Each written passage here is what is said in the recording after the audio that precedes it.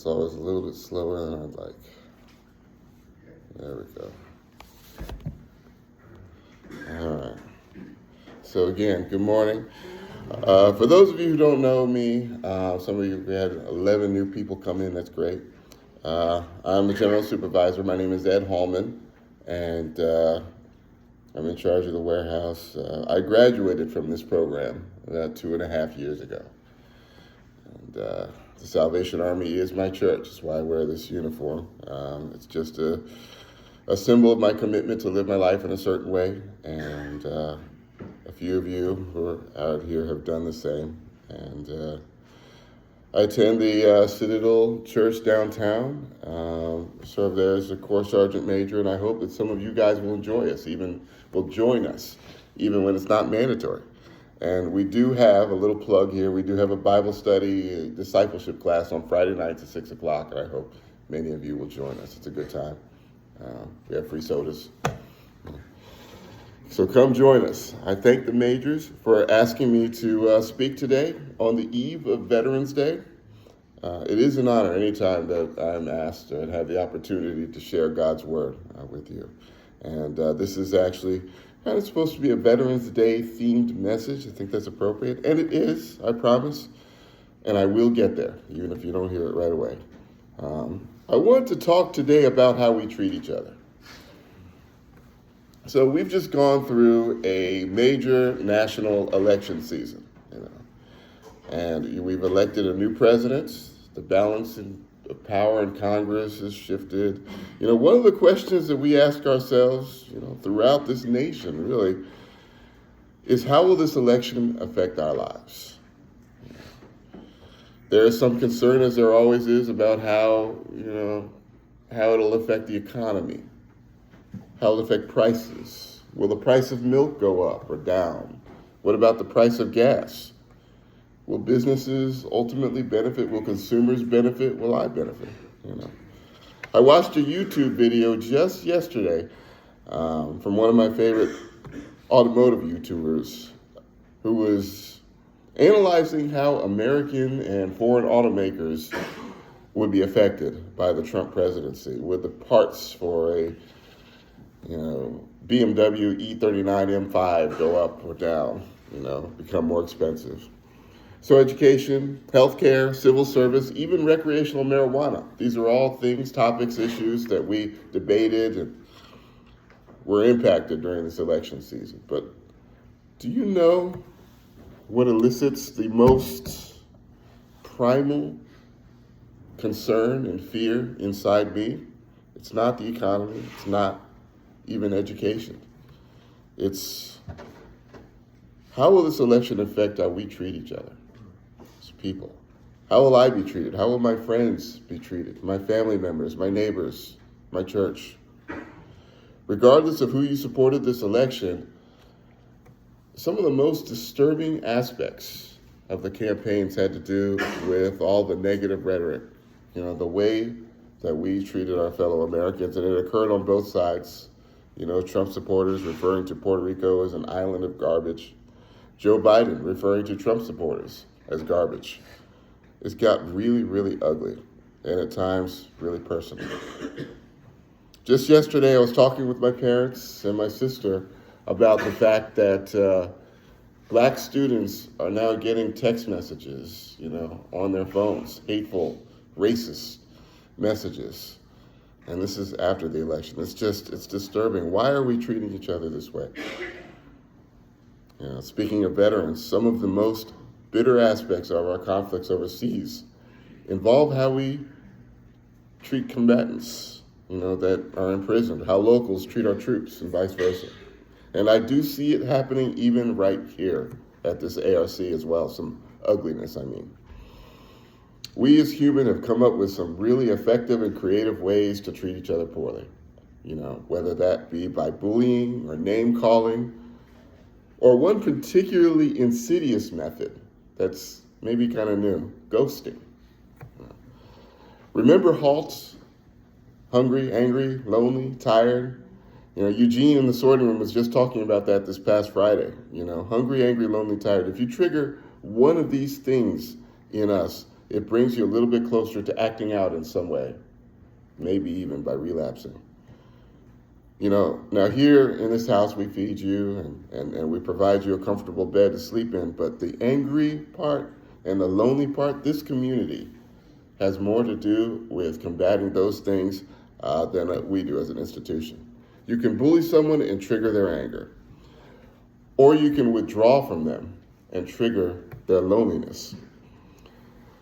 One of the things that still brings tears to my eyes is when I think about a time when I was here and one of my roommates and supposedly one of my friends, close friends, ghosted me.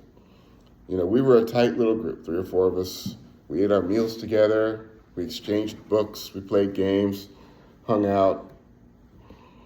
We were each other's confidants, and having a nice, close-knit circle of friends, a small group, is so important in a recovery environment like this. We have to have that kind of support. And having that support suddenly ripped away, withdrawn, without explanation, without warning, can be devastating. And it almost was for me. My friend suddenly stopped talking to me and encouraged one of my other friends, by proximity, to follow suit through peer pressure. For me, intense loneliness followed. And it was one of the only times, or really it was the only time, that I seriously considered leaving this program. Fortunately, my bench of good friends was a little bit deeper than that. One of them came to me and talked me down from my tree. It turned out that the whole ghosting thing was about a resentment that one of them had. They thought that I had somehow interfered with their relationship with their girlfriend. Isn't that what it's always about? A misunderstanding. But our friendship never really was the same after that. It was irreparably damaged. I have since forgiven him, but that's just kind of where it sits between us. It's a little unfortunate. The kind of things that we do to treat each other poorly can damage us all. Now, if you borrow money from me and never return it, no big deal. Maybe someday you'll remember, maybe not, who cares, it's only money. If you sit on the opposite side of the political divide and you voted for the other guy, no big deal. There are many issues that intelligent men and women can disagree on and still remain friends. But treat me poorly, that's kind of hard to get past sometimes. So we turn to our passage, Luke 10:25-37, the parable of the Good Samaritan. Alfonso did a great job of reading it. I'm just going to go back through it a little bit. On one occasion, an expert in the law stood to test Jesus. "Teacher," he asked, "what must I do to inherit eternal life?" "What is written in the law?" he replied. "How do you read it?" He answered, "Love the Lord your God with all your heart and with all your soul and with all your strength and with all of your mind. And love your neighbor as yourself." Now, the expert in the law, sometimes called a lawyer, I might call him a lawyer in this message, or a scribe, was quoting Deuteronomy chapter 6, verse 5, and also Leviticus 19:18. Even before Jesus, these two verses were often linked by the Israelites as the greatest commandments. And Jesus' audience would have known that and seen that and recognized these two as the greatest commandments. "You have answered correctly," Jesus replied. "Do this and you will live." But in verse 29, but he wanted to justify himself, so he asked Jesus, "And who is my neighbor?" In reply, Jesus said a man was going down from Jerusalem to Jericho when he was attacked by robbers. They stripped him of his clothes, beat him, and went away, leaving him half dead. A priest happened to be going down the same road. When he saw the man, he passed by on the other side. So too a Levite. When he came to the place and saw him, he passed by on the other side.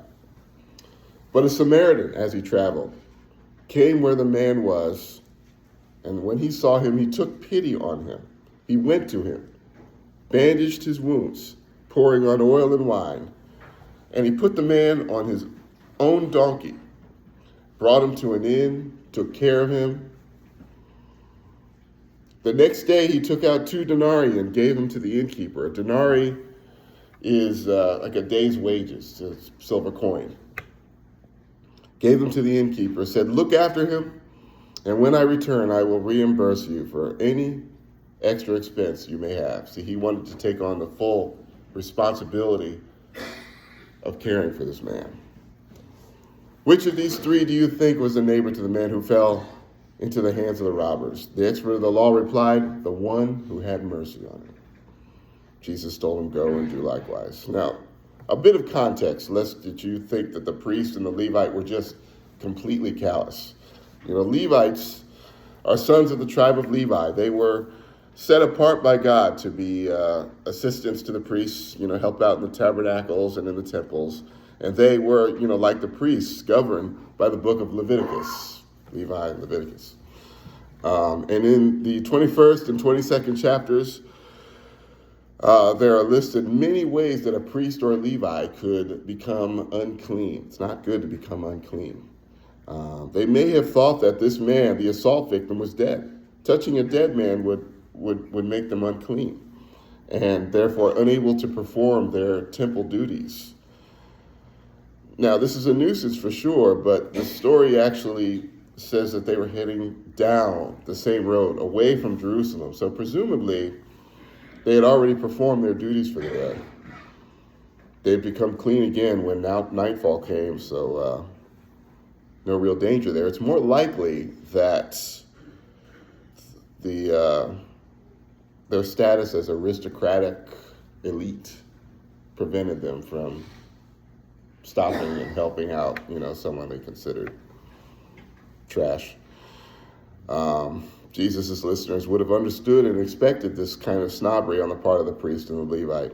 And the idea that a Samaritan was the one to stop and help also underscored the definition of a good neighbor. See, there was no love lost between the despised Samaritans and the Israelites on both sides. The lawyer who was speaking to Jesus asked him, "And who is my neighbor?" After telling the story, Jesus asked the lawyer, "Which of these three do you think was the neighbor to the man who fell into the hands of the robbers?" And the lawyer replied, "Not with, the Samaritan." No, he said, "The one who had mercy on him." The one who had mercy on him. See, Jesus was doing more here than just identifying the neighbor. He also identified or defined for us what it means to fulfill the second of the greatest commandment, to love your neighbor.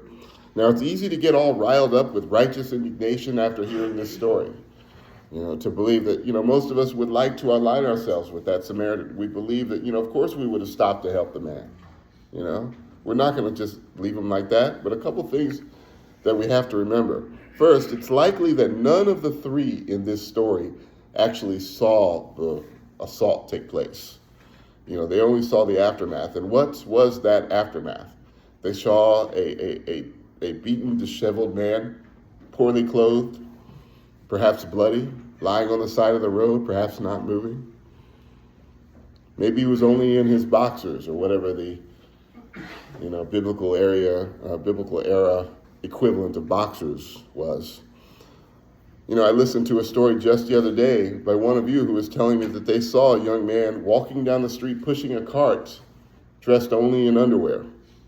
How many of us would be inclined to, just stop and help such a man, and not slink away?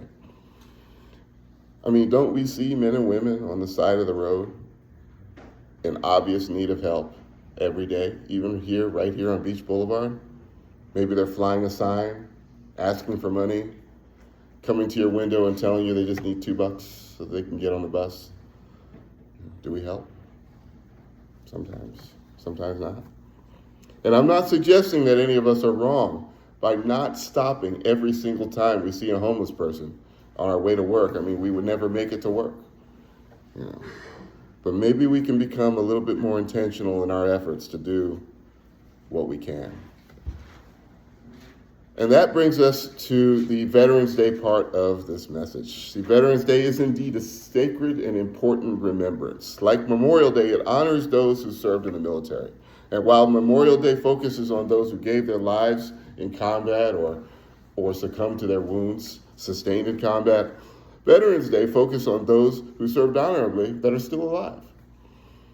A lot goes on in Veterans Day. You guys who raised your hand, stood up earlier today, you got a lot to look forward to tomorrow that you can take advantage of. There are a number of restaurants serving free food to vets, ranging from free coffee from 7-Eleven, free coffee and a donut from Krispy Kreme, to a free meal at Golden Corral, Texas Roadhouse. There are like 40, 45 different restaurants that are going to be doing things like that. From all appearances, society seems to place a premium on honoring vets and supporting vets. But is the picture completely rosy? No, it is not. One of the issues facing many veterans today is a lack of safe and stable housing. Exact numbers are obviously kind of challenging to nail down. But current estimates put that the number of Americans experiencing homelessness in any given night in a particular year at 653,000. And while only 8% of Americans can claim veteran status, 17% of homeless are veterans. And homelessness is often exacerbated or even caused by other issues such as mental illness and substance abuse, or both. And guess what?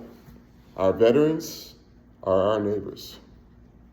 So how do we love them? A common tradition is to thank veterans for their service, and we should certainly do that. So obviously we can say those words, but what else can we do when we encounter a veteran? If you encounter a veteran and you want to help them, you want to love them, thank them for their service, then ask them about their service. Ask them what branch of service they served in. How many Army do we have here? All right, too many. Yeah. How many Navy? Any Navy? Good, one. I'm Navy, by the way, if you can't tell. Marines? There we go. Yeah, cool. Air Force? I like it. How about, do we have any Coast Guard? All right, we do have a Coast Guard back there. Any Space Force? It's kind of new. We might not have any of those yet. But you see, you ask a veteran about their branch of service, they will often be quite proud of it. And rightfully so, especially if it's Navy. Ask them where they served. I saw a lot of interesting places during my time. I went to Dubai in the United Arab Emirates, in the Arabian Gulf, and I went to Cartagena, Colombia, in the Caribbean, among many other places. I saw 20 or 25 different countries in my time. Ask them what their job was, what they did in the Navy. They'll be proud of their trade, or the service or the Army or whatever branch it was. I get stuck in the Navy, sorry. One thing you probably shouldn't ask them is whether or not they killed anybody. All right, leave that alone. That's not a good question. See if they need help. See if there is some small area of their lives that you can make a little bit better. Now, this is a tricky one. And you might have to use some discernment and some discretion because you can't necessarily assume what kind of, help they might need. A lot of veterans are, doing better than us financially, but they still might need help in some area. One opening that you might take advantage of in our store, a thrift store, sometimes a veteran's going to come and ask, hey, is there some kind of veterans discount or something? You can say, maybe, I'm not sure, but what is it that you need? What are you looking for? Help them find it. And then maybe, just maybe, we can hook them up with some kind of a discount. And while we take a special look at how we can better love veterans, we truly must apply Jesus' teachings about loving neighbors more broadly than that. The Casting Crowns song that we just watched and listened to and its lyrics are based on 1 Corinthians 12. In verse 12, it says, just as the body, though one, has many parts, but all its many parts form one body, so it is with Christ. For we were all baptized by one Spirit, so as to form one body. Whether Jew or Gentile, slave or free, we are all given the one Spirit to drink. Even so, the body is not made up of one part, but of many. The title of this sermon, it's up there. If we are the body, naturally continues with the lyrics of the song that say, why aren't his arms reaching?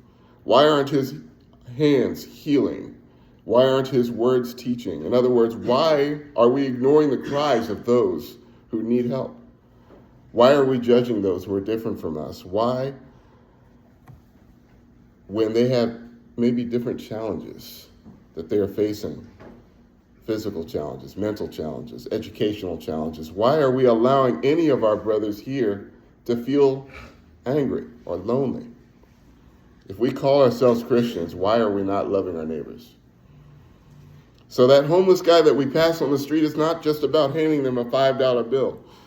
Looking back at the parable that Jesus just told, the Samaritan didn't just simply throw a couple denarii at his feet and move on. His love was much more involved than that. He tended to his wounds. He put him on his own donkey and took him to the end. And yes, he put some money toward the man's care. He did the things that the man really needed in that moment. And we don't all need the same things. Think about those times when you were maybe at an AA meeting and saw a newcomer come in and sit down at the back. Did anyone go and greet him? Or is he just going to come in there, sit for 60 minutes, get up and leave without speaking to a soul? Will he make it back to another meeting under those conditions? I hope so. Maybe loving your neighbor is greeting that guy yourself, buying him a cup of coffee, buying him a big book, making him feel welcome. One of the reasons that I love the Salvation Army as a church is because individual members are expected to do things. You know, we have to really do something in order to make it work. And that can be hard for me sometimes, to know that when my moment is, just step in, greet the stranger, offer to pray with someone, or simply make the coffee. Sometimes loving your neighbor might mean putting him or her in your own car, taking him to a clinic or a soup kitchen, connecting him with some vital resource, a shelter, maybe bringing him to an AA meeting, or maybe showing him the way to the Salvation Army Adult Rehabilitation Center. And speaking of the ARC, we need to work on loving our neighbors right here. When we are on the verge of a conflict, we should go to God in prayer before lashing out against our brother. But should a conflict arise, Jesus instructs us not to let the sun set on our anger. We are to make things right with him before we try to make things right with God. We need to treat each other with kindness. Seek to be positive, uplifting, and encouraging at all times. Isaiah 61 says this, "The Spirit of the Sovereign Lord is on me because the Lord has anointed me to proclaim the good news to the poor. He is sent to bind up the brokenhearted, to proclaim freedom for the captives and release from darkness for the prisoners, to proclaim the year of the Lord's favor and the day of vengeance of our God, to comfort all who mourn, and to provide for those who grieve in Zion, to bestow on them the crown of beauty instead of ashes, the oil of joy instead of mourning, and the garment of praise instead of the spirit of despair. They will be called oaks of righteousness, a planting of the Lord for the display of his splendor." Now there's another side of this love your neighbor thing. What if you are that neighbor, the one in need, the one who was beaten and robbed and left for dead on the side of the road? Do you just lie there, hoping that a good Samaritan comes along? Or is there a way to improve your odds? While Melanie plays, take this time of reflection to think about the areas of your life that you have not yet turned over to God. Maybe it's your entire life. You can come to the altar or pray at your seat. Invite Jesus in so you too may become part of the body of Christ. Maybe your prayer will be loving arms to come and embrace you. That was my prayer. That day when I was ghosted, I sat upstairs in the common area trying to hide my tears while I cried out to God. What are you crying out for today? Or maybe you've been a bad neighbor. Maybe you've missed an opportunity to reach out to someone in need. Maybe your roommate or the guy you stand next to in the sorting room, or worse, maybe you've treated someone poorly. I've done it. We've all done it. Now is the time to ask for God's forgiveness. Invite Jesus in. Let him help you clean up that mess and be a good neighbor again.